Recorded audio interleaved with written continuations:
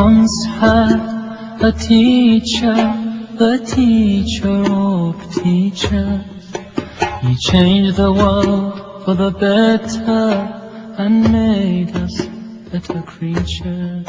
Oh Allah.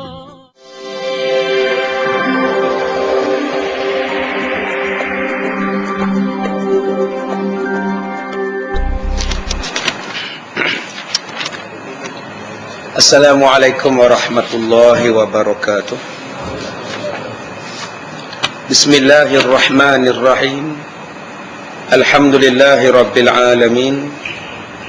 Wassalatu wassalam ala rasulillah wa ala alihi wa sahbihi ajma'in.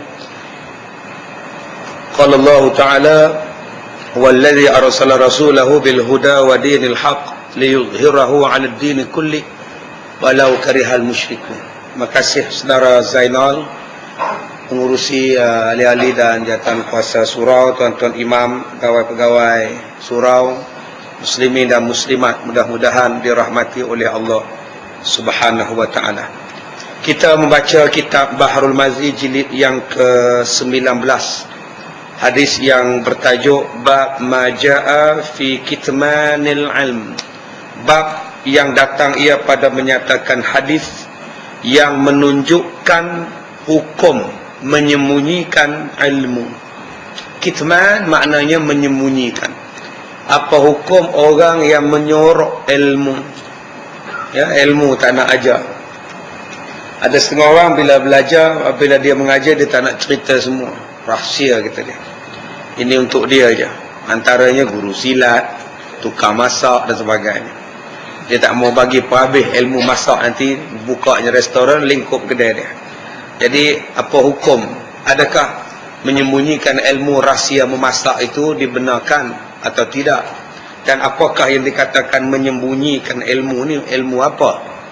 Baik, ketahuilah wahai saudaraku. Bermula menyembunyikan ilmu itu ialah tidak menyiarkannya kepada saudara Islam.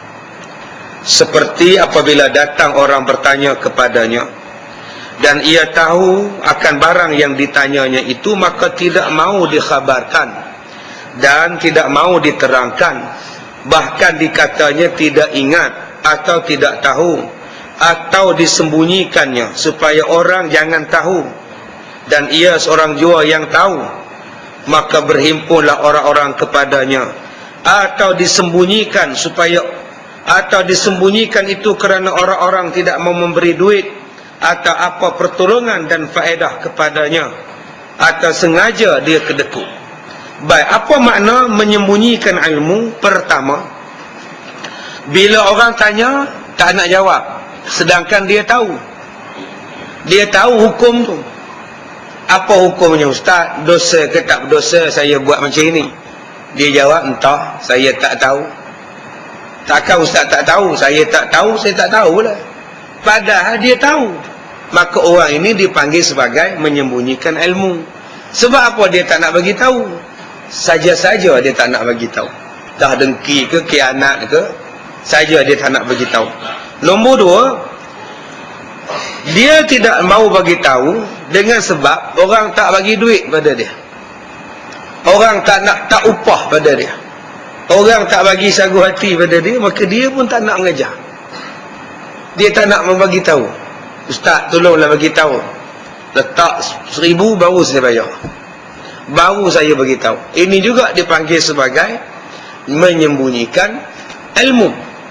Yang ketiganya, yang dikatakan orang yang tidak mau ataupun orang yang menyembunyikan ilmu, ialah dia memang bakhil tentang ilmu. Dia memang kedekut. Bukan sebab orang tak bagi duit pada dia, bukan sebab dia saja-saja hasad, saja dia tak nak mengajar kerana dia kedekut ilmu. Dia tak nak ilmunya itu dikongsi kepada orang lain. Biar dia seorang saja yang berkongsi. Maka ini dipanggil sebagai menyembunyikan ilmu. Maka ketiga-tiga perbuatan ini, pertama, saja-saja tidak mau mengajar kerana kedekut, kerana dia hasad. Yang kedua, tidak mau mengajar kerana tidak diberinya upah atau faedah dunia. Yang ketiga, dia tidak mau mengajar kerana dia bakhil saja, dia tak mau campur dengan orang, dia nak buat hal dia, ilmu dia untuk dia seorang saja, maka ketiga-tiga perbuatan ini dikeji oleh agama kita. Syarak mengutuk kita. Demikianlah keji sekalian jalan nama menyembunyikan ilmu dan tidak menyiar-nyiarkan ilmu.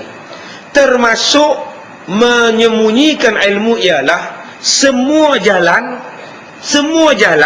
yang menutup untuk orang belajar ilmu. Macam tuan-tuan dalam surau, dalam masjid, orang duk ngaji, ramai-ramai datang belajar.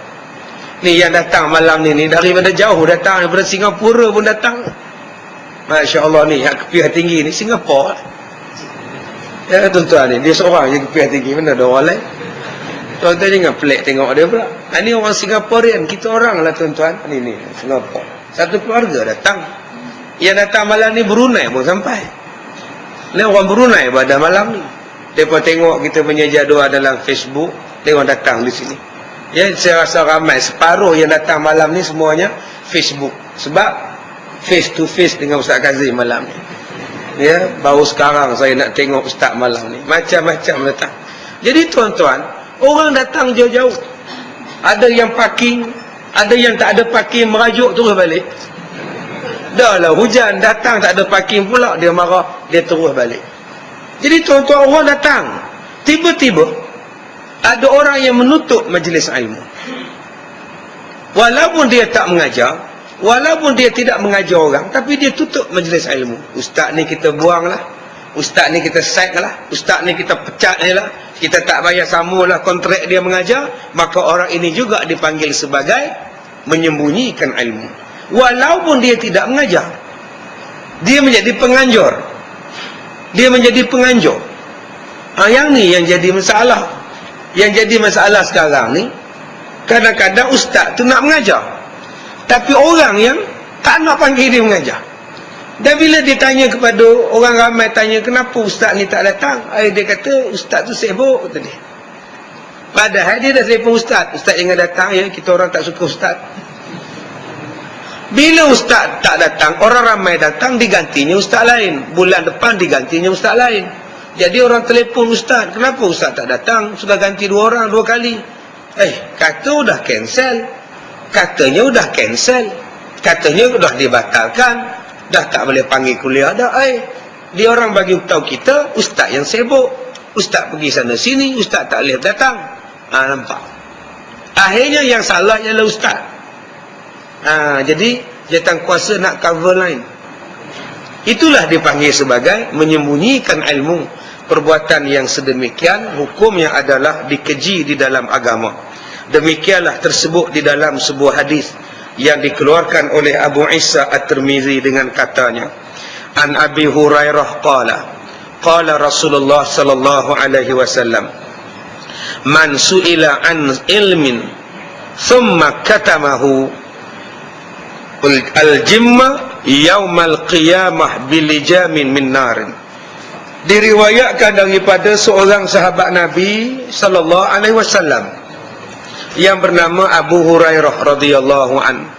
Katanya telah bersabda Nabi sallallahu alaihi wasallam, barang siapa ditanya kepadanya oleh orang-orang daripada satu perkara ilmu atau satu masalah, kemudian disorokkannya, yakni tidak mau diceritakannya jawapannya akan persoalan tersebut kerana niat mau duit atau apa upah-upah, atau ditakutkan orang yang tahu, atau sengaja ia kedekut, nescaya dikekang akan dia, yakni ditaruh api neraka yang diserupakan dengan kekangan pada mulutnya kerana menghinakan dia, seperti keldai pada hari kiamat dengan kekangan daripada api neraka.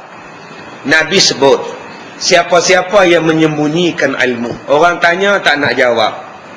Tak nak jawab bila orang tanya. Macam-macam dia nak. Kamu kalau nak ilmu aku, bayar pengerah dulu. Ada pengerahnya baru aku bayar, aku mengajar kamu. Ini, di akhirnya dia pun tak mengajar sebab tidak ada pengerah. Aku tak nak ceramah, aku tak nak buat mengajar, aku tak nak. Orang tanya pun dia tak jawab. Maka dia bangun di hari kiamat, di mulutnya ada kekangan. Tuan-tuan tengok kuda, cuba tuan-tuan tengok kuda. Di mulut kuda tu ada apa? Supaya orang tarik kuda tadi. Di mulutnya ada kekangan. Di keldai pun ada kekangan. Maka di hari kiamat, orang yang menyorok ilmu, mulutnya dikekang daripada api neraka. Diletakkan di tengah-tengah mulutnya daripada rantai api neraka. Balasan kepada dia kerana menyembunyikan ilmu. Oh, tu. Okey, sebab itu ustaz-ustaz kalau orang jemput kena pergi ceramah. Jangan tak pergi berdosa. Tapi kalau orang tak panggil, lagi bagus. Saya kalau orang tak panggil, seronok saya. Kalau orang batalkan ceramah ke, tak panggil ceramah, lega saya. Boleh saya main dengan isteri-isteri saya. Kan? Contohlah ya. Boleh saya duduk di rumah, tengok TV. Dah lama tak tengok TV tuan-tuan. Teringin tengoknya. Tadi ada orang kata petang tadi ada Rishi Kapoor. Tak tengok saya Rishi Kapoor. Malam ni tak apa pula cerita dia. Saya pun tak tahu. Saya pun nak bawa rehat juga. Tadi isteri saya telefon. Pagi-pagi tadi pukul 8.30. Dia kata, abang bila nak balik? Saya ni kurang kasih sayang, kata dia. Tahu apa hari dah saya tak balik. Nak buat macam mana? Orang panggil ceramah. Terpaksalah pergi. Kalau orang tak panggil, selamatlah saya. Kalau orang buang saya, lagi bagus. Saya bersyukur orang buang saya. Boleh saya lepak di rumah. Nanti kalau Allah tanya, kenapa kamu tak mengajar? Saya jawab, masjid tu buang saya. Allah tanya, siapa yang buang tu? Cicita. Jadi apa susah? Siapa-siapa yang buangnya, saya report di hari kiamat. Macam mana aku nak ngajar dia buang? Jawablah di hari kiamat. Saya tak kisah. Apa pedulinya? Kebetulan orang panggil saya Aiman. Memang tak kisah pun. Tapi ingat, bila kita buang satu ustaz sampai orang tak boleh mengajar, yang nak datang belajar ni akan ungkit di hari kiamat. Jawablah di hadapan Allah. Tuan-tuan ingat senang ke jadi biro dakwah? Tuan-tuan ingat senang ke jadi AJK masjid, AJK surau? Ingat Allah tak soal ke di hari kiamat? Ingat Allah tak soal. Saya duduk di hotel Mamak dekat Ampang. Macam-macam saya tengok orang di bawah. Yang baju lurah besar, yang dia pun besar. Macam-macam saya tengok. Yang perempuan isap rokok, yang pakai skirt, masya-Allah. Tadi saya makan dekat ujung sana, pun begitu juga. Anak dawa duduk isap rokok berkepul-kepul depan saya ni. Relax, selamba rock aja.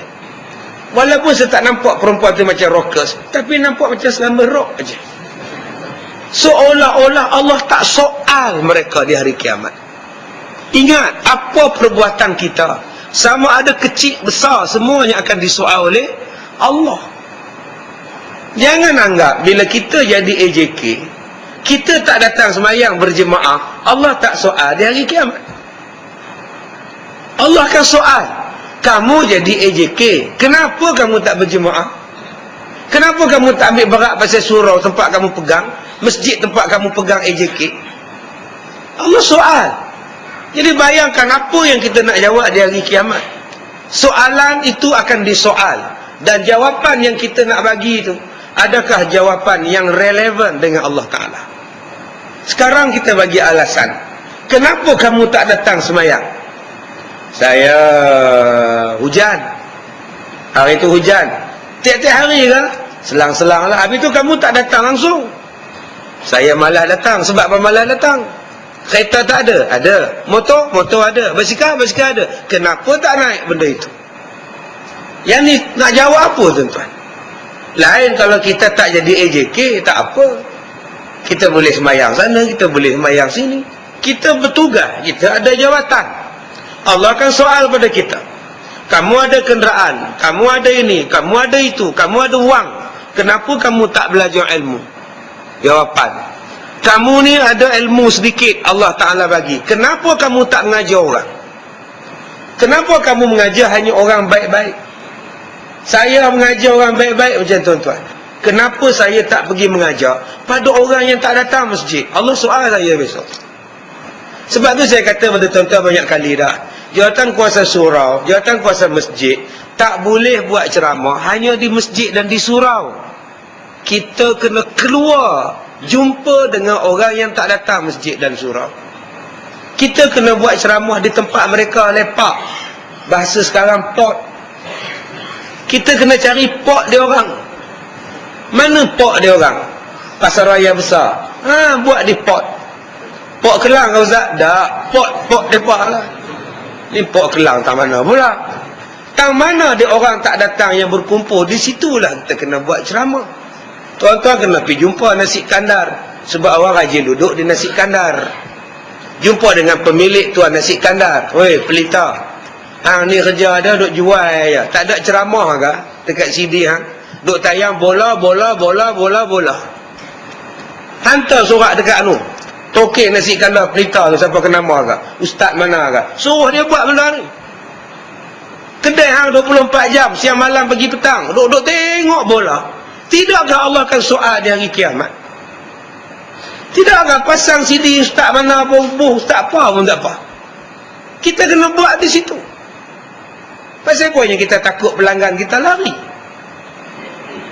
Allah akan bagi rezeki pada kita. Apa ingat bila kita lidah berniaga, kita tak terlibat dengan agama? Tak terlibat dengan soal agama. Kita hanya boleh tulis dekat kedai nasi kita, nasi kandar kita. Makanan luar tidak dibenarkan makan di dalam kedai ini. Kita tulis besar-besar.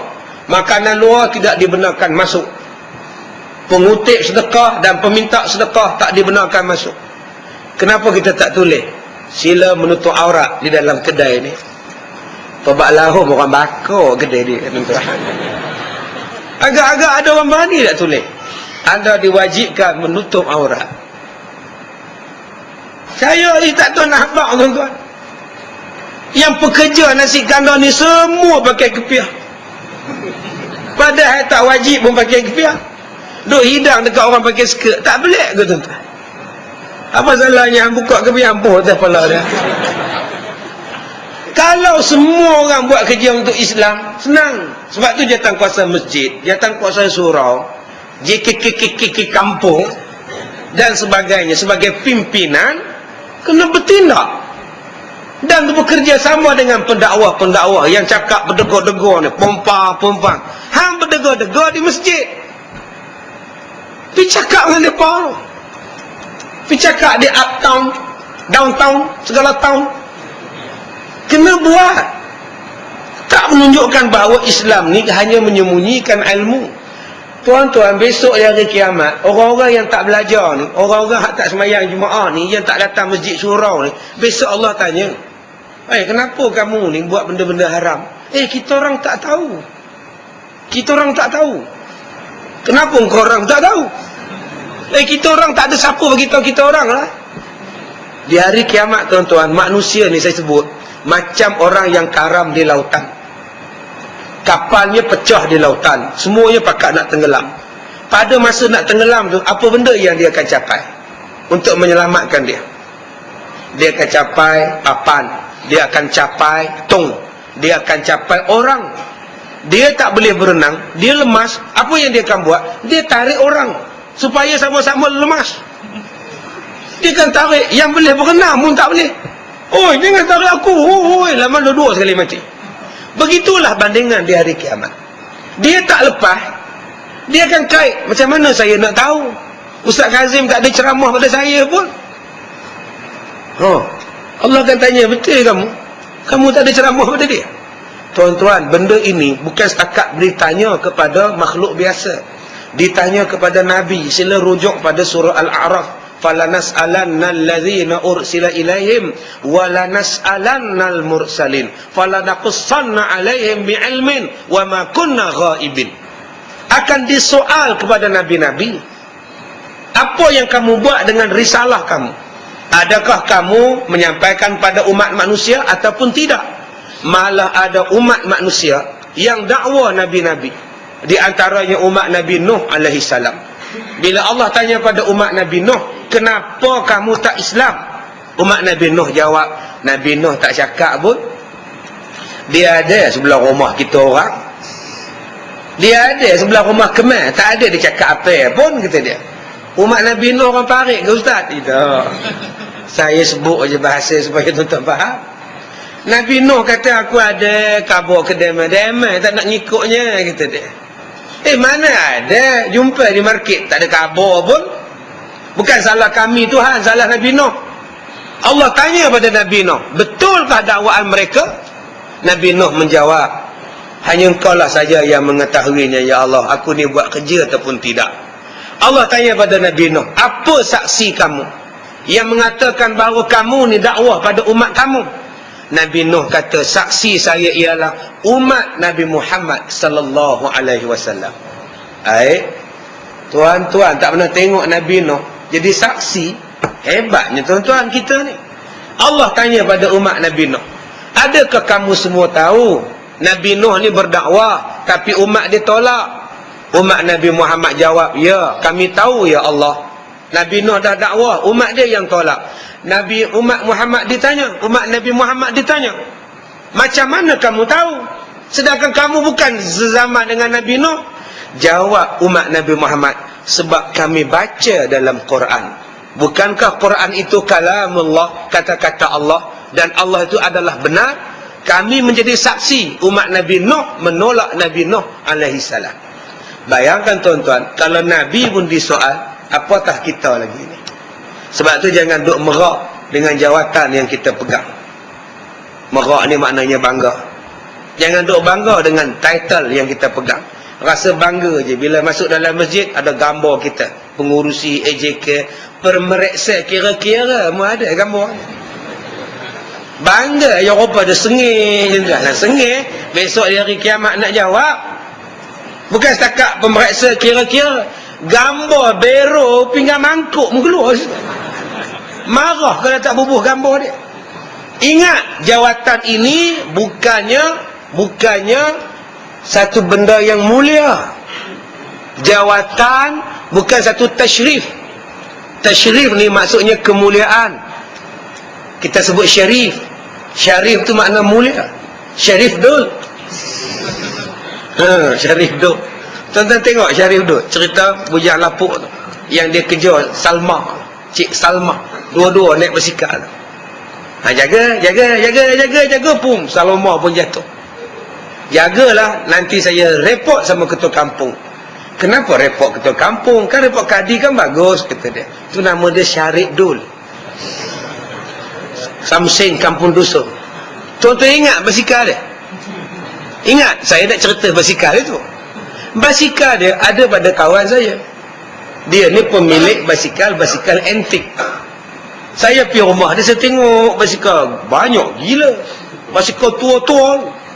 Ni basikal siapa ni? Ini basikal Syarif Dul, kata dia. Masya Allah. Oi, subhanallah. Syarif itu maknanya kemuliaan. Jawatan bukan kemuliaan. Jawatan bukan glamour. Tashrif maknanya glamour. Jawatan ialah taklif. Apa makna taklif? Tanggung jawab. Dipersoalkan semula di hari kiamat. Jawatan ialah taklif, tanggung jawab. Jadi jawatan saya sekarang ialah ustaz. Jadi saya akan dipersoal oleh Allah di hari kiamat. Apa yang saya buat dengan tugas saya sebagai seorang ustaz? Oh, saya berceramah dekat surau, dekat pasar malam, supermarket. Bayangkan tuan-tuan. Sebab tu kita kena semua tempat pergi supaya lepas tanggungjawab. Alhamdulillah, saya sekarang ceramah dekat Uptown. Di Johor baru ni kita ceramah di Uptown. Beribu-ribu lemon yang datang. Alhamdulillah, beribu-ribu manusia. Tuan-tuan boleh tengok dalam Facebook kita, dalam website kita. Jadi bila kita buat di dataran, di pasar malam, di Uptown, kita boleh tengok ramainya manusia yang cinta, yang dahaga, yang nak pada ilmu. Saya sampai-sampai je dekat Uptown, udah orang perempuan sambut, anak dara sambutnya dengan baju ketat pendek, baju ketat, insya-Allah. Ustaz Kazim, kata dia. Menung dia. Saya tengok ingat kok orang lain. Ustaz Kazim, dia panggil dia, "Woi, Ustaz Kazim." Pakat sain tuan. Udah ngalah ke artis saya ni. Pakak ambil gambar. Boleh ambil gambar saya? Boleh. Tapi dengan syarat lepas ni dengar ceramah saya. Saya tak marah dia bang. Ni apa ni? Haram tak pakai tudung ni. Apa haram pakai ni? Pelan-pelan. Dia orang baru nak dengar ceramah. Lama-lama dia orang akan tudung. Pelan-pelan. Jangan marah. Dia datang tu pun Alhamdulillah. Ada yang datang pakai seluar pendek. Elok je. Pak Wu dengan Mak Wu. Dua-dua pakai seluar pendek. Relax. Islam berok je. Dua-dua pakai helmet. Seorang helmet sini, seorang helmet sini. Dengar. Berdiri sampai habis tuan-tuan. Yang ni yang kita nak. Macam mana nak tarik mereka ni? Mereka nak datang ke surau pakai seluar pendek. Orang halang. Orang tengok aja. Dah biasa macam itu. Pelan-pelan tuan-tuan. Yang bertocang, yang rambut panjang, yang berantai. Macam-macam jenis manusia yang datang. Yang pentingnya mereka datang dulu. Yang pentingnya sami'un. Selepas sami'un, alimun. Mendengar dulu, baru mengetahui. Sebab itu Allah Ta'ala sebut dalam Quran. Allah Ta'ala kata, innahu huwas sami'un alim. Innahu huwas sami'un basir. Mula-mula hendaklah bagi dengar dulu. Lepas bagi dengar, barulah mereka celek. Basir, celek. Bagi mereka dengar dulu. Lepas mereka mendengar, barulah mereka mengetahui. Sebab sekarang mereka tak tahu. Tuan-tuan ingat semua orang tahu ke? Tuan-tuan ingat semua orang Islam tahu ke tentang Islam? Tak. Sebab itu Allah Ta'ala menyuruh kita berdakwah dengan penuh hikmah. Sebab bukan semua orang faham. Ada yang tak faham. Ada yang kata saya semayang di rumah ustaz, sama je dengan semayang di masjid. Dia faham macam itu. Ada orang yang faham bila dia habis SPM, tamatlah pengajian agama dia. Dia faham macam itu. Dia heran kenapa dia orang ni datang belajar ramai-ramai tiap-tiap malam. Tak habis-habis lagi ke ilmunya, kata dia. Aku dah habis dah SPM, pengetahuan agama Islam dapat 3, kata dia. Apa lagi dia orang tu belajar? Dia ingat Islam ni setakat SPM saja. Sedangkan luasnya. Kita belajar tentang Islam jauh sangat-sangat. Kita belajar tentang Quran sangat mendalam. Sebab itu jangan kita sorong ilmu. Dah sampai masanya kita berjalan, kita keluar, kita jadi pendakwah. Ya, sepatutnya malam ni ada persatuan daripada orang-orang yang berdakwah kepada orang bukan Islam. Datang jumpa saya malam ni. Orang yang berdakwah pada orang asli, orang yang berdakwah pada bukan Muslim. Asalnya mereka ni orang bukan Islam. Masuk Islam, mereka menjadi pendakwah. Ada yang 15 tahun, ada yang 20 tahun. Datang nak jumpa saya ni.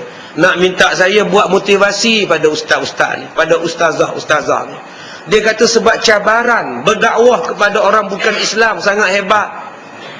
Keluarga benci, keluarga boykot, pendapatan tak banyak. Susah dapat duit. Orang nak cakap pasal Islam kau orang nak terima. Jadi ustaz kami minta ustaz tolonglah bagi motivasi sikit pada ustaz-ustaz kami ni ustaz. Kesian tuan-tuan. Mereka lagi kuat ujian dakwah ni. Nak berdakwah pada orang bukan Islam. Kita berdakwah sesama Islam. Alhamdulillah, senang. Ini yang nak berdakwah dengan bukan Islam. Mak bapak bukan Islam, adik-beradik bukan Islam. Macam mana nak dakwah? Saya sekarang ni pun tak boleh lawan mereka. Saya hanya berdakwah untuk orang Islam. Yang mereka ni berdakwah pada bukan Islam. Jadi mereka ni mempunyai semangat yang kuat. Sebab tu kita kena bagi dorongan. Koprak-koprak kena bagi dorongan. Ya, macam Cik Zainal sebut tadi. Nak buat pengajian ni tuan-tuan, memerlukan wang. Wang, sebab tu jihad. Jihad. Banyak orang tidak mau jihad dalam wang untuk memberikan sumbangan. Ya, sumbangan untuk dakwah kepada orang-orang yang bukan Islam memerlukan jihad yang besar. Sebab tu Nabi Muhammad berdakwah kepada mu'alaf, berdakwah kepada orang berislam dengan wang. Dalam kisah Muawiyah bin Abi Sufyan dengan kisah Abi Sufyan yang dapat harta rampasan lebih banyak daripada orang lain.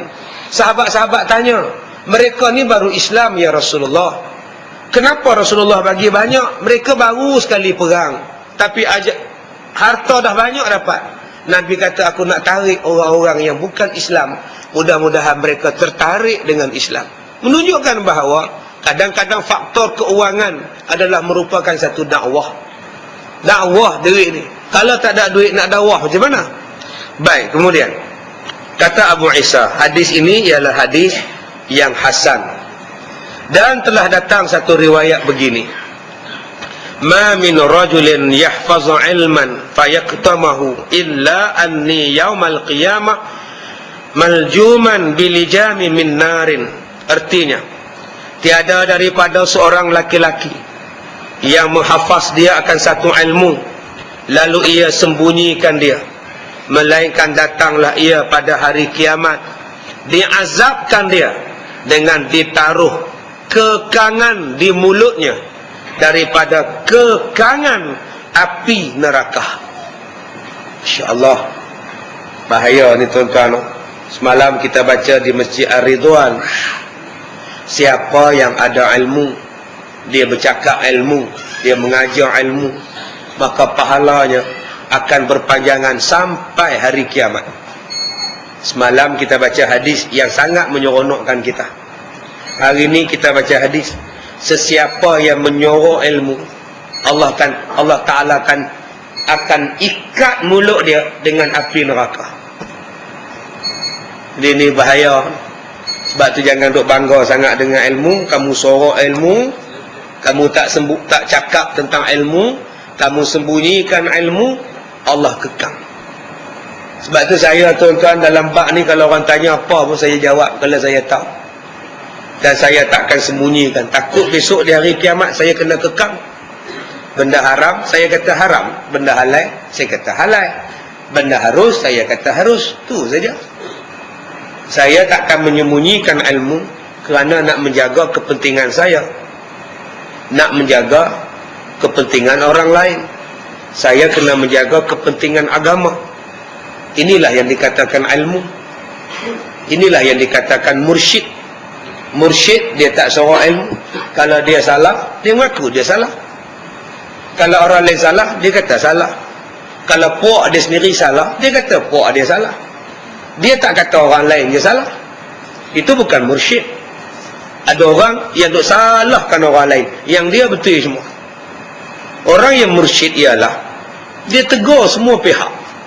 Dia takkan tegur sebelah pihak. Semua pihak yang patut ditegur, dia tegur. Keberanian itu kena ada. Keberanian untuk menegur. Kita bukan mencari glamour manusia. Kita mencari glamour daripada Allah Subhanahu wa ta'ala. Kadang-kadang kita tak berani tegur. Isteri kita sendiri kita tak berani tegur. Isteri orang lain kita kata haram. Isteri kita. Sedangkan Nabi suruh kita dakwah isteri kita, anak-anak kita, keluarga kita sebelum kita dakwah pada orang lain. Ada orang dia lupa pada anak beranak dia, dia sibuk dakwah pada orang lain. Nabi suruh kita mulakan daripada keluarga yang terdekat. Dakwah keluarga kita dulu. Tapi kita kadang-kadang pergi sibuk orang lain. Yang di rumah kita lupakan. Isteri kita itu ialah tanggungjawab yang Allah berikan pada kita. Ada kita pernah cek isteri kita baca Quran. Pak, cuba baca Quran. Abang nak dengar. Cuba baca. Ada tuan-tuan pernah suruh. Balikkan suruh. Nak suruh apa ustaz? Saya pun tak kerti baca. Itu apa gunanya pelajar-pelajar tahfiz ni? Belajarlah dengan dia orang. Nak belajar apa ustaz? Budak-budak lagi ustaz. Dalam bab ilmu tidak ada istilah budak. Kalau dia lebih daripada kita, dia guru kita. Imam Syafi'i dilantik, diwakilkan oleh Mufti Mekah pada usia 15 tahun. Kalau kamu tak nak jumpa aku untuk tanya soalan, kata Mufti, kamu tanya Syafi'i. Masa itu Syafi'i baru 15 tahun. Mana ada? Usia bukan penentu. Yang menentukan ialah alim. Seorang sahabat Nabi, namanya apa? Seorang sahabat Nabi 18 tahun umurnya, dihantar pergi ke Madinah. Sebelum Nabi pergi ke Madinah hijrah, Nabi menghantar Mus'ab bin Umair. Umurnya 18 tahun. Tugasnya apa? Mengajar orang-orang di Madinah tentang Quran. Umurnya baru 18. Nak mengajar umur 60, 70. Ada Nabi hantar orang tua untuk mengajar mereka? Tidak. Kenapa tak dihantar Umar, Abu Bakar, Osman? Kenapa dihantar anak remaja 18 tahun bawa BSPM? Dihantar mengajar orang Madinah tentang Quran. Dalam bab ilmu dia tak kira umur. Ustaz ni bayar anak saya, ustaz ni bayar cucu saya. Dia tak kira tuan-tuan umur budak. Kalau ilmu dia lebih pada kita, kita tadahlah dengan dia. Jadi kalau anak-anak tahfiz kita ini, dia lebih kita daripada apa? Lebih daripada qari Quran. Mereka lebih qari Quran daripada kita. Tak salah mereka jadi imam. Walaupun umur kita 70, umur mereka 17. Mereka lebih di mana? Mereka lebih dengan kita ialah sebab mereka hafaz Quran. Maka mereka layak jadi imam. Itu kelebihan dia. Jangan letak mudanya, jangan letak mentahnya.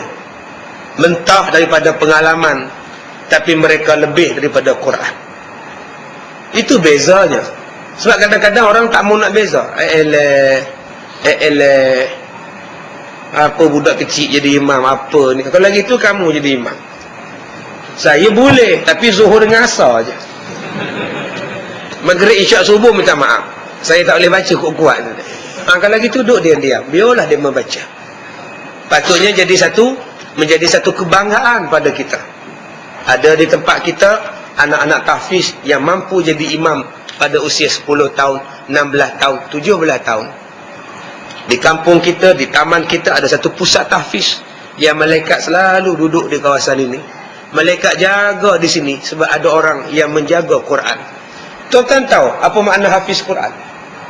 Orang Melayu faham hafiz Quran ialah hafal Quran. Bukan. Hafiz Quran maknanya memelihara Quran. Hafiz tu maknanya jaga. Tuan-tuan kalau pergi bank ada jaga, nama dia Al-Hafiz. Walaupun dia tak nak hafal Quran, tuan-tuan, itu Hafiz tu, Al-Hafiz Bank. Jaga. Depa ni Al-Hafiz Quran, jaga Quran supaya tidak hilang, supaya orang tidak lupa. Mereka baca Quran 24 jam. Maknanya malaikat turun. Tuan-tuan tak baca ke hadis Nabi? Yang malaikat turun kepada orang yang baca Quran di rumah dia. Yang Nabi balik, Nabi nak pergi sembahyang subuh, Nabi tengok malaikat. Malaikat duduk dekat rumah dia. Sampai kuda si laki-laki ni melompat-lompat, takut ke malaikat. Rupa-rupanya malaikat turun sebab nak dengar sahabat Nabi ni baca Quran. Masya Allah. Bila malaikat turun, rahmat Allah datang. Sebab malaikat turun maknanya dia minta rahmat daripada Allah Subhanahu wa ta'ala. Jadi tuan-tuan bersyukurlah adik-adik tahfiz tuan-tuan ni duduk di surau tuan-tuan, siap selempang-selempang lagi buat ni. Masya Allah. Siapa ni, siapa yang marah depa selempang tu. Semua selempang Melaka ni hebat gila. Saya pun tak ada selempang.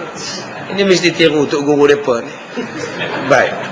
Kemudian diriwayatkan yang lain an Ibni Abbas radhiyallahu anhuma qala Rasulullah sallallahu alaihi wasallam man su'ila an ilmin fakatamahu jaa yaumal qiyamah maljiman bilijamin min narin wa man qala fil Qur'an bighairi ma ya'lam jaa yaumal qiyamah maljaman bilijamin min narin. Diriwayatkan daripada sahabat Nabi namanya Abdullah bin Abbas radhiyallahu anhuma. Tuan-tuan, Abdullah ni masuk Islam kecil-kecil. Anak dia ni merupakan sepupu Nabi. Masuk Islam kecil, umur 8 tahun, 9 tahun. Duduk dengan Nabi. Dia ni bangun malam-malam. Dia semayang dengan Nabi malam-malam. Abdullah bin Abbas ni. Nabi duduk depan, dia duduk belakang. Kadang-kadang dia pergi ambil air untuk Nabi. Dia duduk dengan Nabi, dia ambil air dekat tempat air, dia letak dekat tandah. Nabi ambil air tu, Nabi ambil wuduk, Nabi mandi, Nabi basuh najis dengan air daripada Abdullah bin Abbas. Nabi semayang dengan Abdullah bin Abbas. Ya, satu hari tengah-tengah semayang, sejuk. Abdullah bin Abbas pun sejuk, mayam ketul-ketul badannya. Nabi pada masa itu semayang pakai gebah, sejuk. Maka Nabi pun buka gebahnya. Tengah semayang tu Nabi paut sekali Abdullah bin Abbas dengan Abdullah duduk dalam gebah yang satu. Ni cara semayang kalau kita sejuk. Jadi kita dengan isteri boleh buat macam tu Ustaz? Pulanglah. Kau jadi kuat lain lah. Nanti dua-dua bagi salam. Assalamualaikum. Assalamualaikum. Tapi nak kaburkan sampai tahap macam itu. Sampai tahap macam itu. Sebab itu bila kita semayang, kita boleh angkat tangan. Kita tengah semayang, orang bagi salam. Assalamualaikum. Kita tengah semayang. Jangan jawab. Waalaikumsalam. Bismillah. Jangan. Tuan-tuan kena angkat tangan. Angkat tangan. Assalamualaikum. Maknanya dia tahu kita sedang solat. Sebab setengah orang dia bengong, dia tak tahu. Dia masuk-masuk dalam surau tengok apa yang orang tu ni berdiri ni. Dia pun dia bagi salam. Assalamualaikum. Angkat tangan. Begitu juga kalau kita semayang seorang-seorang, kita tak nak orang ikut. Kita semayang depan tiang. Tujuannya orang tak nak ikut kita. Kita tak nak jadi imam. Depan tiang semayang seorang-seorang. Selamat aku ni. Tengah dia semayang itu, ada juga orang yang datang tepuk bahu dia. Belah kiri dia pula tepuk. Ngaco betul orang tu. Kita dah sembunyi-sembunyi macam ni pun datang juga nak berimam. Ada manusia yang semayang jenis tak nak berimam. Dia nak semayang seorang-seorang dia je. Rugilah tuan-tuan. Kita ni boleh. Kita dah habis semayang jemaah. Kita dah habis semayang jemaah maghrib. Tiba-tiba ada seorang semayang di belakang. Dia lambat sampai. Tak jumpa parking. Kita salah tengok dia. Ya Allah, kesian dia semayang seorang-seorang. Padahal kita dah habis maghrib. Harus pada kita pergi belakang dia, tumpang dia semayang, supaya dia boleh dapat semayang jemaah. Walaupun kita dah semayang tadi. Dapat pahala tuan-tuan. Dengan syarat sekali itu je. Jangan pula dah habis dengan hamba Allah tu tengok, oh ada lagi. Tak apa. Rupanya dia jadi golongan rescue pula. Tugas dia ialah menjadikan orang berjemaah. Dia hanya untuk sekali je. Ya, dia dipanggil mengulangi solat supaya orang tadi boleh dapat pahala jemaah. Tetapi ada orang yang tidak mau jadi jemaah sebab dia semayang sunat. Yang kedua, sebab dia hafaz Quran. Dia nak semayang panjang. Satu rakaat mungkin 5 muka. Yang kawan tadi tak tahu yang dia semayang sunat. Jadi nanti kalau aku tepuk bahu dia, semayangnya 5 muka kan boring. Aku nak cepat, anak aku dalam kereta, isteri aku nak semayang pula. Dia tak tahu hamba Allah ni hafiz Quran. Sebab itu harus pada orang yang tadi yang tak nak jadi imam, angkat tangan. Bila orang tu takbir, Allahu Akbar, dia tepuk. Itu maknanya dia nak kita jadi imam dia. Tuan-tuan tak mahu. Tuan-tuan ni hafiz Quran, nak mengulang Quran dalam solat. Angkat tangan. Angkat tangan boleh, ataupun turunkan tangan pun boleh. Jadi bila kita tengok dia angkat tangan, jangan heran. Apa dia ni? Polis trafik ke? Jadi janganlah tuan-tuan heran. Oh, maknanya dia ni tak nak jadi imam. Tuan-tuan teruskan semayang seorang-seorang tuan-tuan. Sebab dia nak mengulang Quran. Okey Ustaz, saya dah buat macam ini. Masalahnya orang yang baru sampai tadi tak faham. Dia ikut saya juga Ustaz. Apa saya nak buat? Adakah perlu saya pusing ke belakang? Saya nak mengulang Quran. Perlu macam itu? Tak perlulah macam itu. Teruskan solat. Biarkan dia. Ataupun kalau saya ringkaskan bacaan, sebab saya nak bagi dia habis cepat, lagi bagus. Sebab menjaga hati dia. Dia tak faham. Kita dah buat isyarat lama, buat isyarat. Tak faham-faham. Buat macam mana dia tak nak belajar? Bila Ustaz Kazim datang mengajar, dia tak nak datang. Dia kata Ustaz Kazim belah sana. Tak kira lah belah mana pun. Ni ilmu Tuhan. Ilmu Tuhan mana ada belah mana. Tuan-tuan datang belajar malam ni, berapa banyak ilmu kita dapat. Macam-macam. Tapi ada yang boykot. Dia duduk di rumah. Tengok badminton. Tengok golf. Tengok bola. Apa baik dah dapat? Tengok Hindustan. Sedangkan kita dah tahu dah, Hindustan tu last kali dah tahu dah keputusan dia. Inspektor Sahab sampai. Jadi buat apa lagi kita nak tunggu? Baik kita belajar bab agama. Baik, kemudian Abdullah bin Abbas meriwayatkan hadis ini. Abdullah bin Abbas berkata, Nabi SAW bersabda, Barang siapa ditanya akan dia daripada suatu ilmu, lalu disembunyikan dia, nescaya datanglah ia pada hari kiamat. Dikekang akan dia, yakni dirantai mulutnya dengan kekangan, dengan rantai api neraka. Dan barang siapa yang berkata ia tentang Al-Quran, dia mentafsirkan Quran, yakni ditakwilnya Quran dengan lain daripada barang yang diketahuinya, yakninya ditafsirkan dia mengikut kehendak dan hawa nafsunya semata-mata, nescaya datanglah pada hari kiamat, hal keadaannya juga dikekang mulutnya dengan api neraka. Jadi berhati-hati. Bukan semua orang boleh bercakap tentang tafsir. Jadi kita kena ambil tafsiran daripada hadis, ulama-ulama muktabar, maka kita baca tafsirannya. Jangan kita memandai-mandai buat. Macam-macam hari ini orang buat tentang tafsiran, tentang Quran. Macam-macam dia buat, ikut suka dia aja. Sesiapa yang menafsirkan sesuatu ayat mengikut nafsunya, sesiapa yang bercakap tentang Nabi mengikut nafsunya semata-mata, maka orang ini akan ditempah satu tempat duduk di dalam neraka.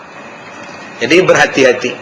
Jangan kita menyebut tentang Nabi, menyebut tentang Quran sesuatu yang kita tidak ketahui. Tuan-tuan yang dirahmati Allah. Jadi kita sebagai suami-suami, tolonglah.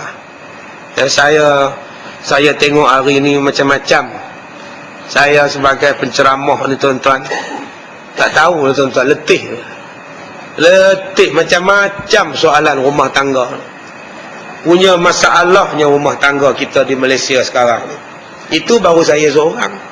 Belum ustaz-ustaz lain lagi, belum jabatan agama lagi. Saya seorang ni pun dah pening kepala tuan-tuan. Kebanyakannya ialah kerana suami tidak menjalankan tanggungjawab, isteri tak menjalankan tanggungjawab.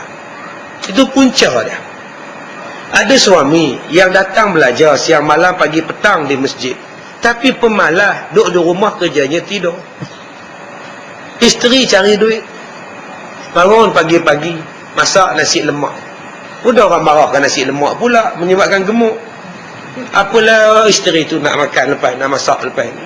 Suami tak nak pergi kerja, isteri lah buat kuih, isteri jaga budak, ngasuh budak 4-5 orang. Nak cari duit. Dia kata, ustaz, suami saya ikut kuliah ustaz, rajin pula tadi. Tapi dia tak faham apa yang ustaz cakap agama. Ustaz tolong nasihat suami saya supaya pergilah bekerja. Janganlah tidur di rumah macam kem buruk tidurnya. Bila jaga daripada tidur, makan. Jadi tuan-tuan ingat, tanggungjawab suami sangat berat. Tanggungjawab dia ialah mencari nafkah, menanggung isteri dia. Isteri sebenarnya, tugas isteri senang je, layan suami je. Sepatutnya itu. Tugas isteri satu je, tugas suami banyak. Tugas isteri satu je, iaitu melayan suami. Dia bukan macam sekarang, isteri lah mencari duit. Atak bocor pun isteri panjat bumbung. Macam perli ustaz, tak ada lah. Ini tak ada kena-mengena, hidup dah mati. Tuan-tuan, tanggungjawab suami tu, isteri buat semua. Masya Allah. Dia dukungnya anak, beg belah kiri, anak belah kanan, anak dalam perut lagi. Mana pergi suami dia? Sian tuan-tuan, pergi suami dia.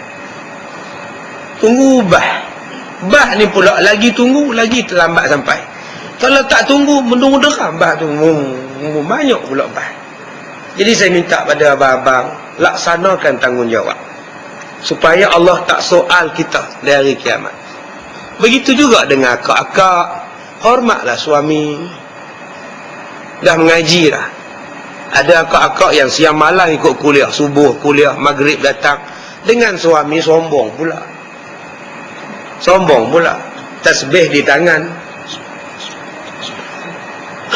Tasbih di tangan ni. Kopi, pergilah buat. Subhanallah. Sian kat suami dia. Pergilah buat kopi, pergilah buat sendiri abang. Saya nak berzikir ni. Subhanallah. Ustaz Kazim pesan, zikir ni kena 1000 kali sehari. Subhanallah, subhanallah. Zikir itu sunat, layanlah suami lebih afdal. Itu layan suami. Tinggalkan tasbih, sangkut atas kipas, hampir dulu. Layan ni. Kadang-kadang suami balik lambat pun marah. Sedangkan suami pergi mengaji. Pastikan suami itu pergi mengaji sungguh. Dengan bila lepak di kedai Tom Yam pula. Ni nampak gaya pakai jubah. Pergi mengaji, rupanya sampai lahir tu dibuang jubah. Lepak kedai Tom Yam. Sebab abang dia duduk, sebab kedai Tom Yam duduk panggil suami dia abang. Dia dah 70. Tiba-tiba orang panggil abang, ronok tak? Lepas tu panggil Pok Cik. Ini abang nak makan apa abang? Oh, seronok. Oh, seronok ya amat. Sebab tu akak-akak kena panggil abang dekat suami. Nanti kalau orang luar panggil abang, jenis melompat kita nanti kan. Kadang-kadang tak hormat pada suami dia. Sian suami. Suami nak bercakap, kamu gaduh. Tak cakap, sakit hati.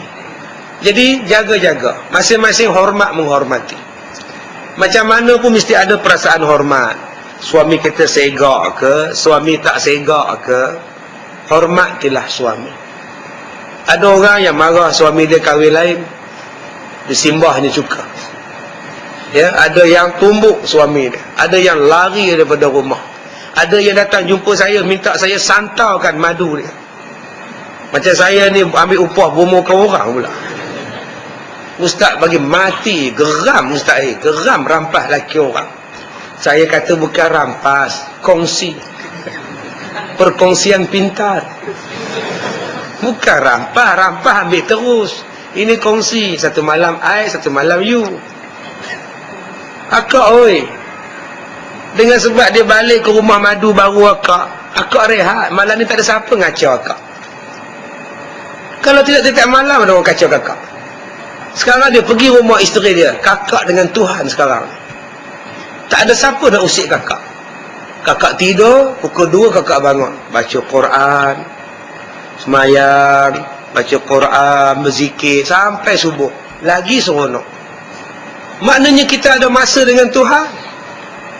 Itu hikmah dia. Besok baru suami datang, layan suami elok. Besok suami balik rumah nombor 2. Pergilah. Saya dah layan Tuhan pula. Bangun tengah malam, Allahu Akbar. Allah bagi banyak ketenangan pada kita. Tetapi bila kita pandang dia tu jahat, maka jadilah jahat benda tu. Cuba kita buat satu benda tu jadi baik. Macam Nabi Yunus alaihissalam. Isteri dia kuat beleteh. Anak murid Nabi Yunus tanya pada Nabi Yunus, apa hai kamu ni wahai Nabi Yunus? Isteri kamu ni tak berhenti beleteh-leteh aku dengar je. Nak sahabat Nabi Yunus letih dengar. Nabi Yunus buat ada. Kata Nabi Yunus, aku sabar ni. Yang pertama sebab aku minta pada Allah satu benda yang menyenangkan aku masuk syurga. Rupa-rupanya Allah suruh kahwin dengan perempuan ni, dia kuat beleteh. Rupa-rupanya dengan sebab dia kuat beleteh, aku sabar, cepatlah aku masuk syurga. Jadi abang-abang, kalau isteri kuat beleteh, sabar. Itu jalan untuk kita masuk syurga. Nampak tuan-tuan? Pandanglah, ambillah satu benda yang buruk menjadi baik pada tuan-tuan. Bila tuan-tuan pandang benda tu buruk, dia jadi buruk lah. Cuba tuan-tuan pandang baik. Cuba pandang baik. Tuan-tuan balik nanti, tengok-tengok kereta tuan-tuan bercala. Bercala. Tak siapa cala dia. Pandang baik supaya hilang sifat sombong, sifat ujuk dengan kereta tu. Berapa banyak orang yang ujuk dengan keretanya berkilat. Tiap-tiap hari duk polis, lepas polis tengok. Sekali bagi cala, lama-lama kita rasa inilah harta dunia. Jaga macam mana pun binasa juga. Akhirnya kita down, takjub kita, taksub kita, bongkak kita pada harta benda. Sebab itu tuan-tuan, sesuatu benda yang buruk, tolong ambil manfaat jadi baik. Ada kebaikan di setiap satu benda yang Allah Ta'ala ciptakan. Baik, yang terakhir. Dan datang lagi satu hadis riwayat Abi Sa'id Al-Khudri radhiyallahu anhu.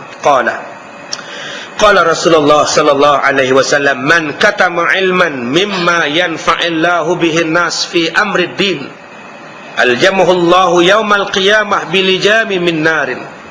Diriwayatkan daripada sahabat Nabi yang bernama Abu Sa'id Al-Khudri radhiyallahu anhu, katanya, telah bersabda Rasulullah sallallahu alaihi wasallam, barang siapa yang menyembunyikan ia akan ilmu daripada ilmu yang memberi manfaat, ilmu yang memberi faedah Allah Ta'ala dengan dia kepada orang-orang yang lain pada pekerjaan agama Islam di dunianya ataupun di akhiratnya, seperti segala masalah fiqh dan segala pekerjaan syarak dan muamalahnya, nescaya akan ditutup mulutnya dengan api neraka di hari kiamat dengan kekangan dengan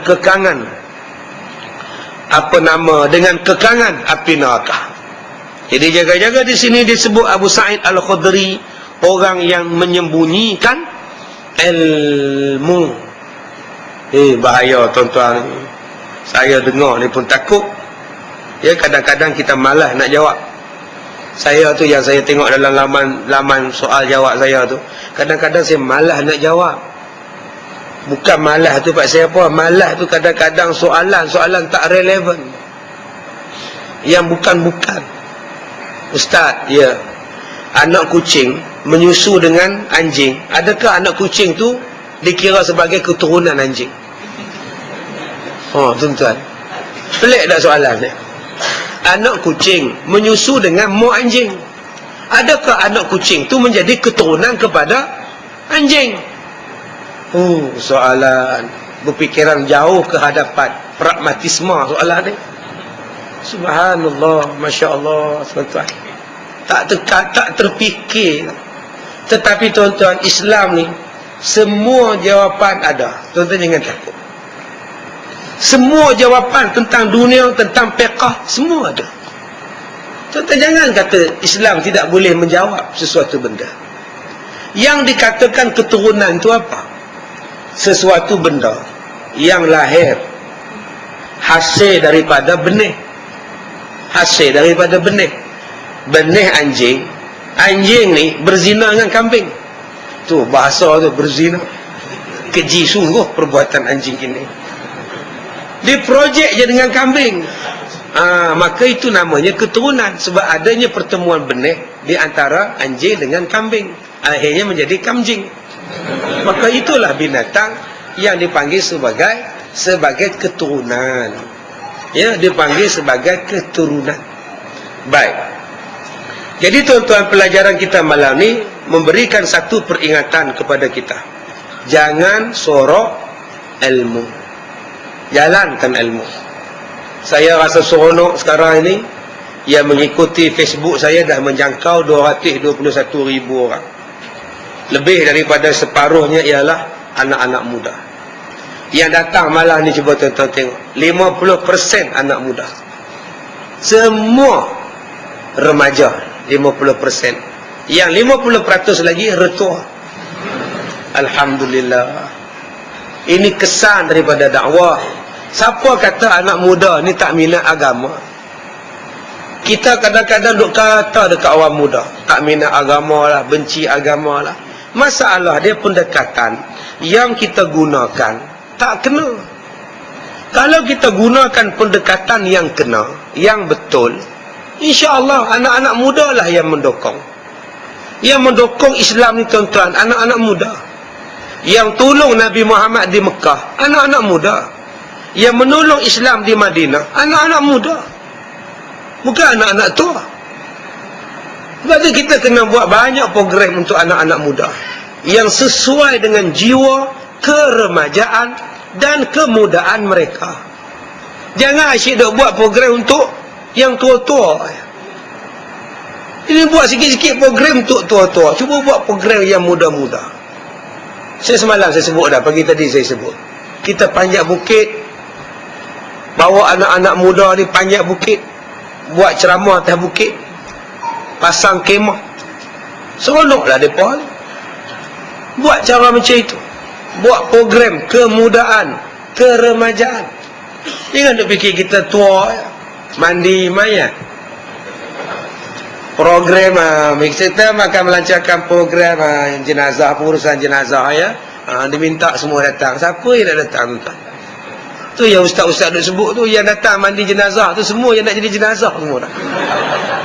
Duk datang belajar kursus. Tak sesuai dengan mereka. Boleh buat pengurusan jenazah, cari sistem yang sesuai dengan mereka. Mereka nak yang trail. Cuba tuan-tuan buat semalam di kubur. Anak muda sekarang mereka nak trail semalam di kubur bersama Ustaz Zuhair. Tuan-tuan, apa buat di kubur Ustaz? Menziarah kubur waktu malam. Mereka nak tuan-tuan. Anak muda sekarang tak takut hantu. Mana ada takut? Sekarang anak muda kalau rumah tu ada hantu, lagi dia cari hantu. Hantu yang takut dengan anak muda. Sebab tu kita kena buat program yang sesuai dengan jiwa mereka. Suruh Cik Zainal kita ni buat pertandingan karaoke. Jangan tuan-tuan buat golf pula. Golf tu untuk orang yang educated, yang banyak duit. Tak apalah, Masjid Ar-Ridwan buat pertandingan golf amal, silakan. Tuan-tuan nak suruh anak-anak muda main golf, bukan bidang mereka. Buat karaoke, banyak boleh. Karaoke Islam, pertandingan karaoke. Buat di mana? Di Giant. Boleh buat tuan-tuan. MPAG kan ada. Buat pertandingan karaoke, anjuran surah mustaqim, muslimin muslimat dijemput hadis. Menung orang tu apa karaoke muslimin. Dia faham haram. Padahal itulah benda yang nak menarik anak muda. Start pukul 9, habis pukul 12 rehat, semayang zuhur berjemaah, bentang tika semayang tengah-tengah Giant. Bawa tu imam surah ni semayang Allahu Akbar Tok Bilal. Habis semayang bagi makan, habis makan pukul 2 sambung balik karaoke. Keputusan lepas semayang asar. Maknanya anak-anak muda semayang Allah, semua karaoke, baju berkelip-kelip baju. Bismillahirrahmanirrahim. Sampai dah baru mereka akan ingat, oh macam ni Islam. Taklah Islam tu satu bentuk yang statik saja. Kena buat tuan-tuan kejiwaannya.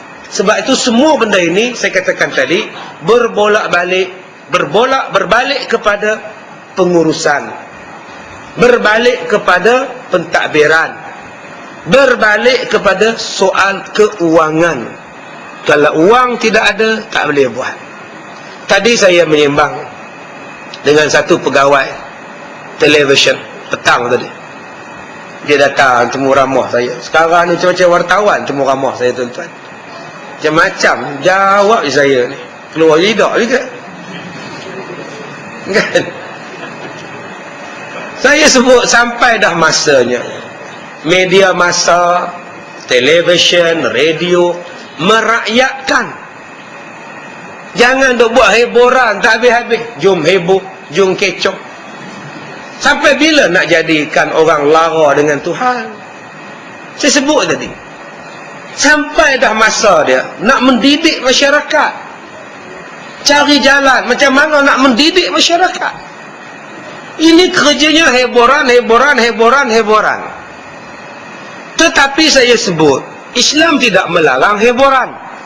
Bagaimana kita nak buat supaya hiburan itu berlandaskan kepada Islam? Kena buat, kena cari jalan, kena cakap. Bila kita tak cakap, bila kita diam, kita jadi rosak. Sebab itu saya tuan-tuan, kalau orang panggil, saya bercakap. Tambah kalau menteri panggil saya ceramah, lagi saya pergi. Sebab saya berpeluang bercakap. Baru ni satu menteri panggil saya ceramah, saya pergi, saya cakap. Saya kata, kita nak tolong ibu-ibu tunggal. Kita bagi industri kampung hiliran, IKS kecil dan sederhana untuk persatuan ibu-ibu tunggal. Apa dia? Membuat labu sayung. Bagus. Membuat cenderahati daripada tanah liat. Tuan-tuan kalau beli labu sayung sampai kiamat bertahan. Mana ada orang kokak labu sayung? Laparnya prok tak ada tuan-tuan. Cuba bagi satu bisnes kepada persatuan ibu tunggal yang mereka boleh dapat menjana ekonomi. Bagi AP gula kepada Persatuan Ibu Tunggal. Barulah betul. Bagi AP gula, import gula, bagi dekat Persatuan Ibu-Ibu Tunggal. Kaya raya, selain dapat kencing manis. Sekarang kita bagi AP gula dekat satu syarikat yang untung dan kaya dia. Bagi dekat Persatuan Ibu-Ibu Tunggal, semua orang nak kahwin dengan mereka sebab mereka ada saham banyak. Persatuan Polis dan Tentera dibagikan lesen untuk mengimport tepung. Barulah boleh senang. Ini Persatuan Pesara diberinya lesen jaga. Benar duk cokor jaga. Apa sen dapat kepada mereka? Kalau kita nak tolong hamba rakyat betul-betul, tolong betul-betul. Itu sebab saya seronok bila menteri panggil. Sebab saya boleh basuh, saya boleh cakap. Tapi setengah orang, bila dah menteri panggil dan saya pergi ceramah, orang bisik, belah sana lah tu, belah sana lah tu, tanpa dia mendengar apa yang saya cakap.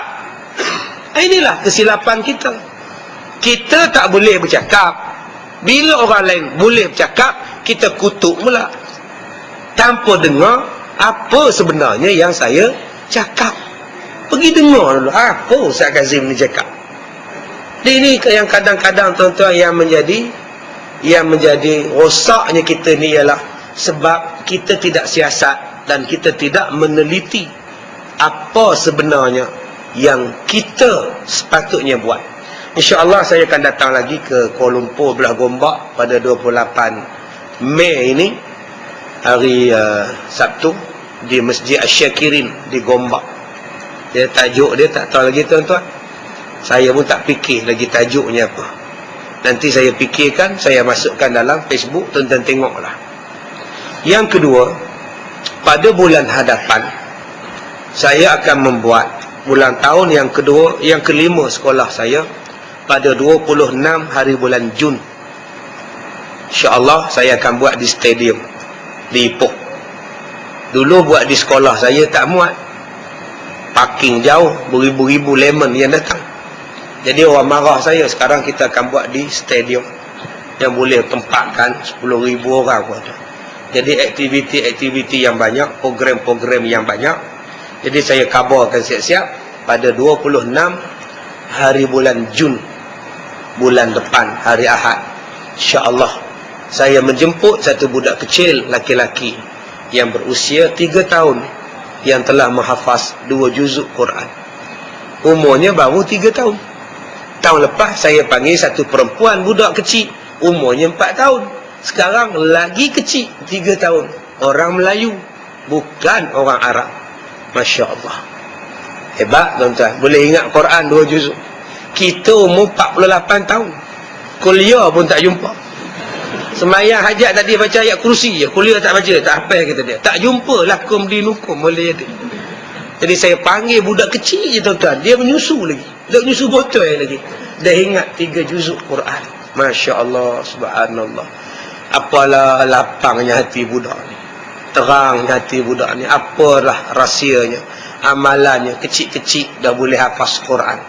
Jadi tuan-tuan boleh datang ke sekolah saya. Boleh datang, kita akan buat di stadium Perak. Setakat ini ada 3 offer saya. Pertama stadium, yang keduanya di mini stadium, dan yang ketiganya di pekarangan rumah Menteri Besar Perak. Minta ustaz buatlah di rumah saya ni. Rumah ni rumah rakyat, ustaz buatlah. Tengoklah. Stadium pun boleh, mini stadium pun ada, rumah MB pun ada. Tengoklah mana yang sesuai, saya akan buat. Yang pentingnya free. Ingat senang tuan-tuan, nak sewa stadium berpuluh ribu nak kena bayar. Tapi kita akan buat. Kita nak tunjukkan bahawa sekolah agama rakyat bukan lekeh-lekeh. Kalau kita buat di stadium, biar ramai orang tengok. Ni apa ni? Ulang tahun sekolah agama rakyat. Kita tak mau buat konsert menyanyi je di stadium. Ustaz Kazim menyanyi pun di stadium juga. Dah sampai dah masa dia tuan-tuan. Saya rasa saya ambil kesempatan di sini sebab kita ni keluarkan CD. Saya ucapkan ribuan terima kasih kepada semua penganjur-penganjur yang sejak tahun ini mengadakan program semuanya di pasar malam. Mereka sudah berani Bawa Ustaz Kazim berceramah di pasar malam. Kesan dia cukup bagus. Sudah ada program yang buat dalam stadium sekarang ini. Ceramah agama dah dibuat di stadium. Baru ni kita buat di stadium Darul Aman. Tak kurang dari 5,000 yang datang. Kita buat di stadium Pasir Gudang. Stadium layang-layang Pasir Gudang. Tak kurang daripada 4,000 yang datang. Yang terbaru kita buat di dataran stadium Sungai Kerian di Parit Buntau. Tak bolehlah buat dalam masjid surau. Sekarang semua dataran. Yang mana saya lihat kesan dia, anak-anak muda terlalu ramai. Jadi saya sebut pada tuan-tuan, pada Zainal khususnya, dan pimpinan-pimpinan MPAJ misalnya, tuan-tuan kena buat ceramah bukan lagi dalam tempat yang sempit macam ini. Tuan-tuan kena buat di dataran luar sana. Pasang kemah sana. Kuliah maghrib buat di sana. Biar seluruh masyarakat nampak ceramah agama dah sampai pada satu tahap hebat. InsyaAllah tuan-tuan, pada 31 hari bulan Disember saya akan berceramah di Singapura, di dalam stadium sempena menyambut countdown tahun baru 2012. Orang Singapura pun buat ceramah malam sambut tahun baru di stadium tuan-tuan. Saya terima dah. Walaupun banyak permintaan malam tu, tapi saya terima yang Singapura punya. Sebab satu benda yang unik dan pelik, orang Singapura boleh buat ceramah agama pada malam menyambut tahun baru, detik 12 malam. Jadi tuan-tuan, kita kena berani. Kita kena tonjolkan bahawa Islam telah pun keluar. Islam adalah agama yang hebat, masyarakat yang hebat. Kita nak tarik orang macam itu. Mudah-mudahan Islam tidak hanya nampak di masjid dan di surau. Islam berada di mana-mana. Baik, kita jumpa hari Sabtu nanti 28 hari bulan. Dan sebelum itu kita jumpa dalam TV1. Yang tuan-tuan untuk tengok promo TV1 tu bukan saya yang ni. Yang itu rakaman dulu punya. Orang dah dekat telefon dah, Ustaz nak keluar ke TV1 Forum Perdana Ehwal Islam? Belum. Ini dah keluar gambar, nampak gambar Ustaz semalam. Ada yang hantar mesej, saya agak Ustaz pakai songkok hitam. Saya kata itu yang tahbila punya. Yang hari Khamis minggu depan ialah live in concert. Siaran langsung, belum dirakam lagi tuan-tuan. Jadi insya-Allah kita jumpa di TV1 jam 10 malam. Forum Perdana Ehwal Islam hari Khamis, malam Jumaat. Saya dengan Ustaz Farid Ravi dan Ustaz Ridwan T. Abdullah. Jadi tuan-tuan, sekadar itu saja. Saya minta maaf jika terkasar bahasa. Saya dah jamak, saya dah semayang, saya nak balik dah. Ya, minta maaf tuan-tuan jika terkasar bahasa. Wabillahi taufik wal hidayah. Assalamualaikum warahmatullahi wabarakatuh. Saya minta maaf sebab ada permintaan saya menyanyi malam ni, tapi saya tidak dapat menunaikan permintaan ini kerana suara saya sakit. Jadi tunggulah 28 saya menyanyi insya-Allah ya. Minta maaf kepada yang hantar mesej minta saya menyanyi ni. Ni yang Zainal hantar ni. Wallahu a'lam. Assalamualaikum warahmatullahi wabarakatuh.